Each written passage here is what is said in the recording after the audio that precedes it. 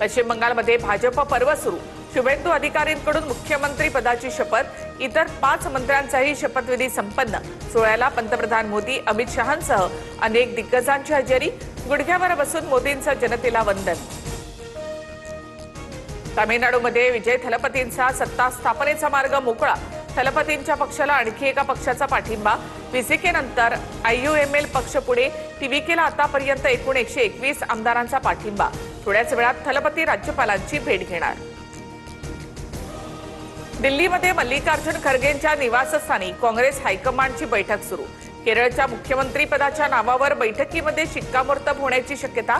काँग्रेसकडून केसी वेणुगोपाल आणि रमेश चेन्निथला यांचं नाव आघाडीवर। मीरा भाईंदर शासकीय जमीन प्रकरणात राज्य सरकार सर्वोच्च न्यायालयामध्ये जाणार। उच्च न्यायालयानं दिलेल्या निकालामुळे 254 एकर जमीन खासगी कंपनीच्या घशात। जमीन परत मिळवण्यासाठी सरकार कोर्टात जाणार। साताऱ्यामधील उमरजजवळ पुणे मंगळुरू महामार्गाला नदीचं स्वरूप। पावसामुळे महामार्गावर 5 किलोमीटर वाहनांच्या रांगा। जिल्ह्यातील अनेक गावांना अवकाळी पावसानं झोडपलं।